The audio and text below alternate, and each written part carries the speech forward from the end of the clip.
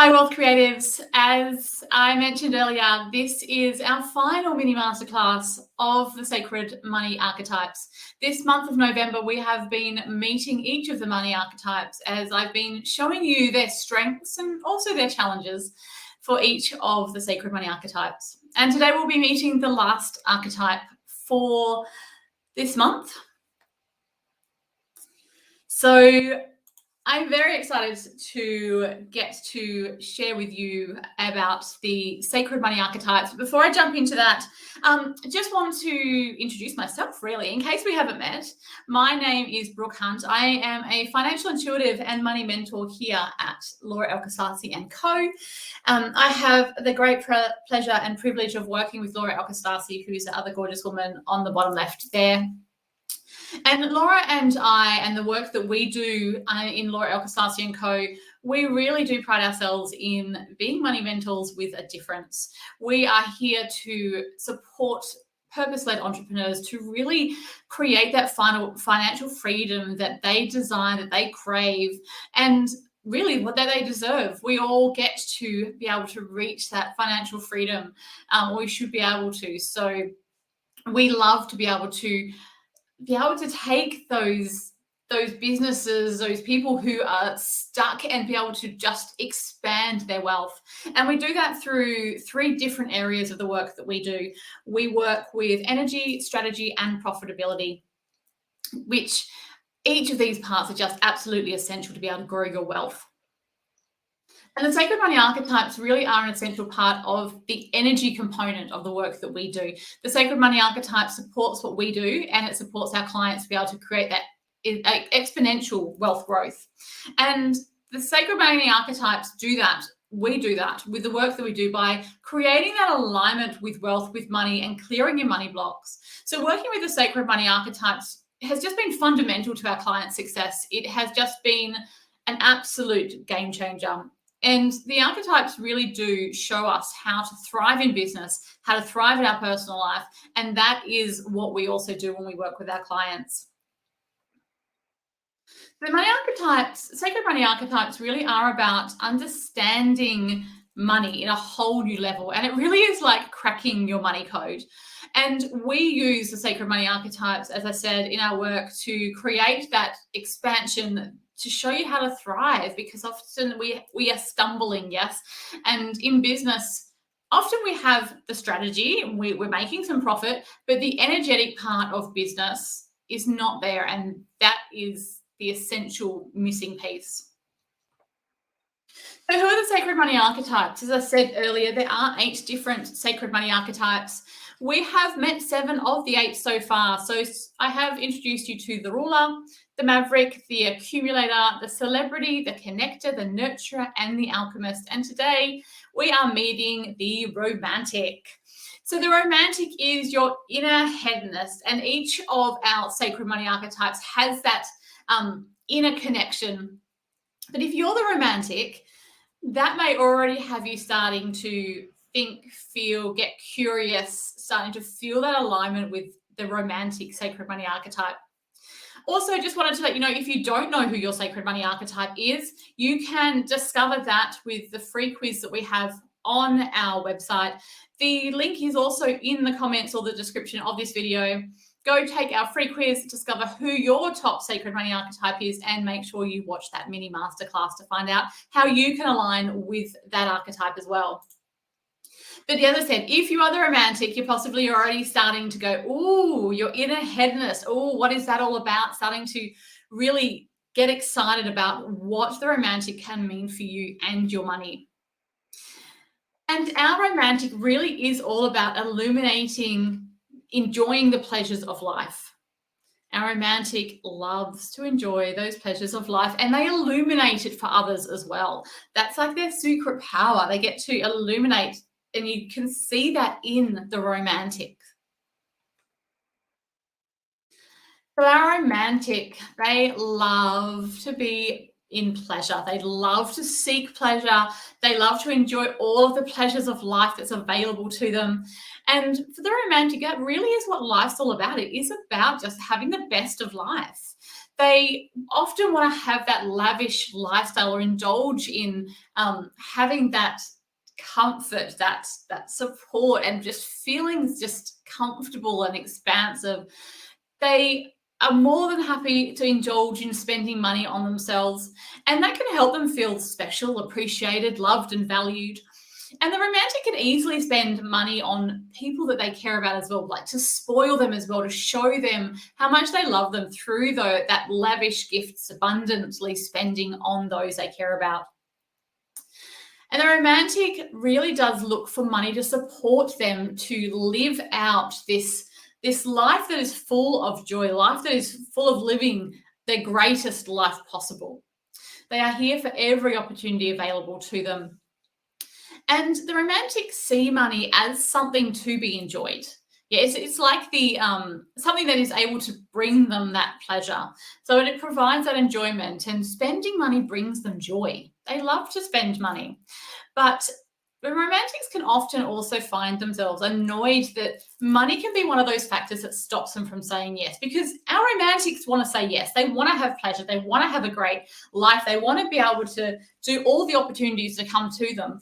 And often, and they can get annoyed that if they want to do something and money's not there, it's not really fair to the romantics. Like, they want to enjoy that. Why should money be the one thing that is stopping them from creating that and from having that enjoyment?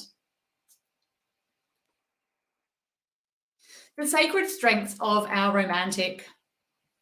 Each of our sacred money archetypes, they all have these sacred strengths. And from what I've already told you about the romantic, I'm sure it's no surprise the sacred strengths of this sacred money archetype. So they love the luxury, all things luxe. They are all about spending money to bring gratification or sensory pleasure. They're quite happy to spend money that way. So they are really luxurious. They're also abundant, our romantics. They have a gift in believing that there will always be more. Always be more. The romantics have this romantic notion even that there will always be enough. There will always be more. And their life, though, for the romantics, their life can often from the outside look very abundant. The romantics' bank balance may be different, but from the outside observer, they do look like they have this luxury, abundant lifestyle. And of course, the other strength of our romantic is their pleasure seeking. They love to have pleasure, as we've spoken about. They love all the pleasures in life that money can buy. And they love them, as I said, even if they don't have the money to support it, they are still well and happy to try and have that pleasure, always seeking pleasure and being able to have that in their life. So now we've talked about the strengths of the romantic. What are the challenges? Because yes, we have both sides. All sacred money archetypes have their challenges and their gifts, and their strengths as well. And the challenges aren't something to be afraid of. The challenges really are there for us to bring awareness, for us to understand what is happening, what is going on in our life if the romantic is our top sacred money archetype. And then we can start to see those patterns. We can start to see the behaviors that we have been having in our life that has created the financial reality that we have. And we can look to remove those challenges and make them not as big of a challenge for us. So the challenges for the romantic is their flamboyant spending. As I said, they love to spend money. It makes them feel good. It makes them feel just luxurious, and they want to have the pleasure. And that's what spending money does for our romantic. It gives them that pleasure and that glorious feeling inside. But what that can do, though, is often lead our romantic to have this feast or famine lifestyle. So they've either got all the money where they can just go spend the money and have this flamboyant spending spree, which then leaves them in a famine. And so it really is the challenge for our romantic to be able to balance that out. The other challenge for our romantics are ignoring or avoiding anything to do with finances. So our romantic doesn't want to have to deal with money. They just want money there. They want it available to them. And they don't want to have to deal with checking their spending habits or dealing with their bank balances or, having to do anything of that part because it's quite boring for the romantics. It's not pleasure. It they don't get pleasure from having to, check off their credit card. So they avoid it.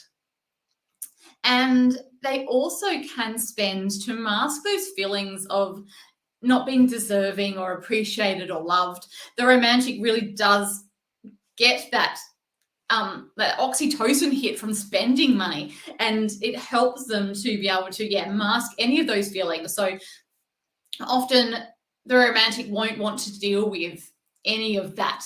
That's not fun, is it, having to deal with how you feel or on how you feel unappreciated. So they mask those feelings with their spending. They are definitely the challenges of our romantic. Each of our sacred money archetypes as well has a sacred money contract. So this contract is part of your being. If the romantic is your top sacred money archetype, it's part of the romantic. And this is a contract they are here to live out and to be able to create and live in alignment with. Unfortunately, part of this sacred money contract, for not just the romantic, for all of the sacred money archetypes, part of the sacred money contract is really, really easy for our archetype to get on board with. One part is a bit of a struggle. And when I tell you the romantics one, you may already know or be able to see which bit would be the challenge for the romantic. So the romantic sacred money contract is to create financial security while living life to its fullest. So if you said that first part was their challenge, you're absolutely right. Our romantic struggles to create that financial security, to have that money and that savings and to feel that security there, because they obviously want to spend, they want to seek that pleasure, they want to be able to have that luxury and feel just amazing. And often that comes with spending everything and not having that financial security, having that feast and famine we talked about earlier.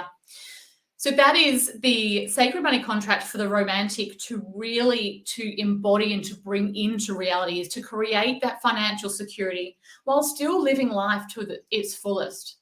For a romantic, that's a big fear for them, that they won't be able to live life to their fullest if they're not spending money. If they're not able to spend everything, they won't be able to live their life to the fullest. And that is a fear and a belief that the romantics really do have to face and be able to clear. So how do our romantics create that sacred money alignment? These questions have come from the Sacred Money Archetype cards, and they really do blow everything out of the water. If you're a romantic, I encourage you to come back to the recording later and hit pause so you can take some time to really answer these questions. Grab your journal and pen, get yourself in a nice quiet spot. I'll just talk through them quickly now, but I really do encourage you to come back and spend the time, because these questions have been designed and created with the intention to break open the challenges that the romantic has and to be able to really change and shift those patterns. So the first question for our romantics to consider is, what are 8 ways you can enjoy the perfect day without spending any money? So how can you still have that pleasure without spending money? Because I'm sure if you ask the romantic, what are 8 ways you could enjoy your perfect day, everyone off the top of their head would be involving spending money. So this is a challenge, yes, for our romantics to really sit in. The next question for you to consider if you are the romantic is, what are 3 things you could tell yourself that would make saving 6 months of living expenses motivating? We talked about before, the romantic doesn't find it fun. There's no pleasure in saving. The pleasure comes in spending. So what are 3 things as a romantic you can tell yourself that actually makes saving that money motivating and bring some pleasure and excitement into it? This is part of the work that we do when we work one-on-one with our clients in the Sacred Money Archetypes. It is all about working out the actions that you can do, bringing, for the romantic, it would be about how do we bring the pleasure into savings for our clients. And this is how we can really bring that alignment with our Sacred Money Archetypes in. And the archetypes can help us thrive in that business and personal life, because we're able to then, as I said, how do we bring the pleasure in here? This is what we need in this area. This is the action we need to take.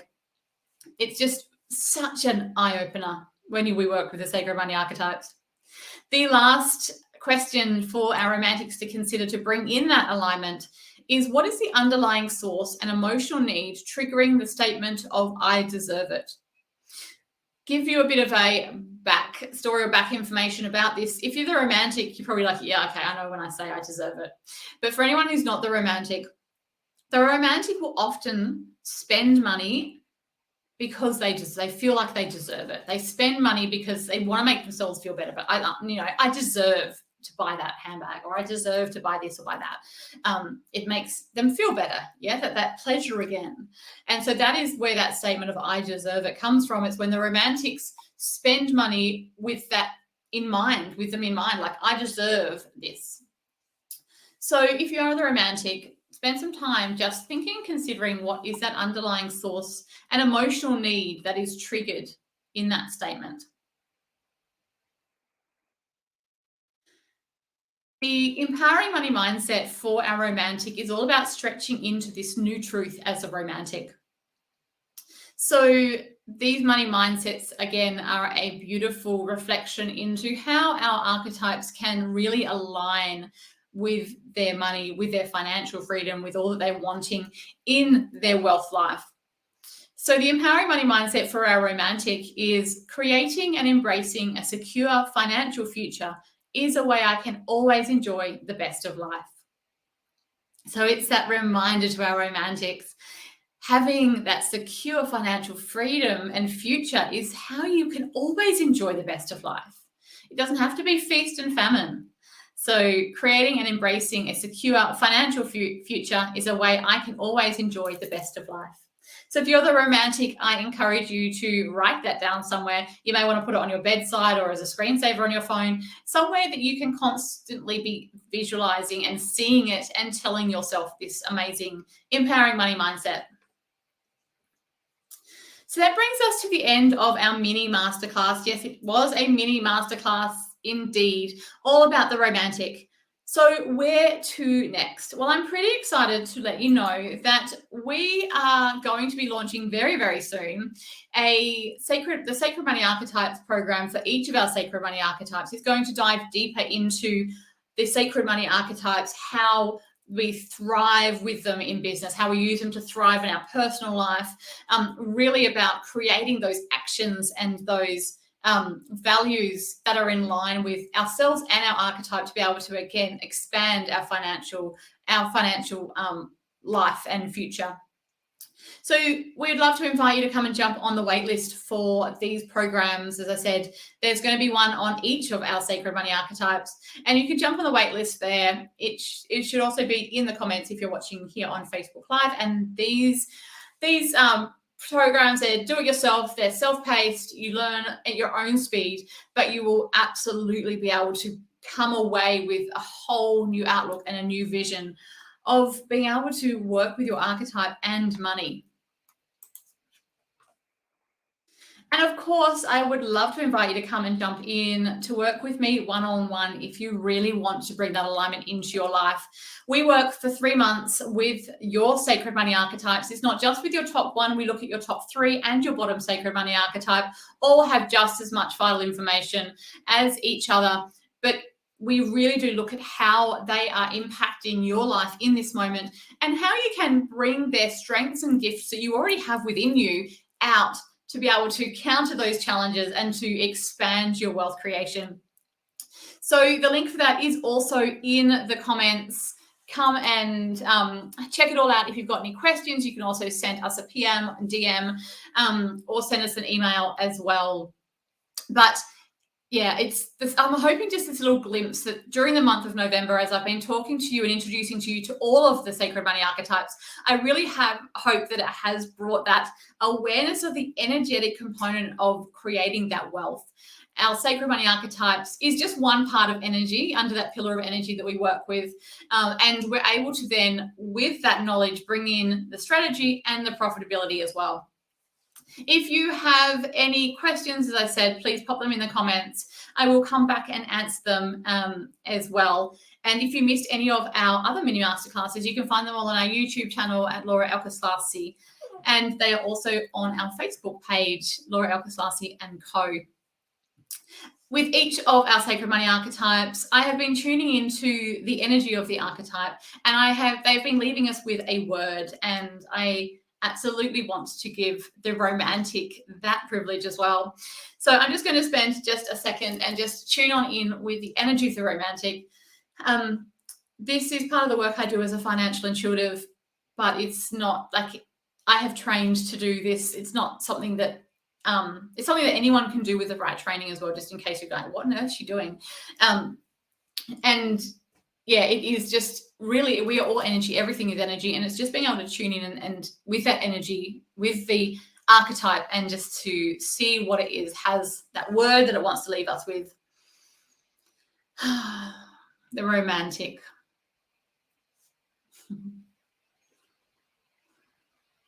So it's actually an image that the romantic is wanting to leave us with. Of course, the romantic doesn't want to do the same as everybody else. The image the romantic wants to leave with you is outside in a garden with flowers, just smelling the flowers.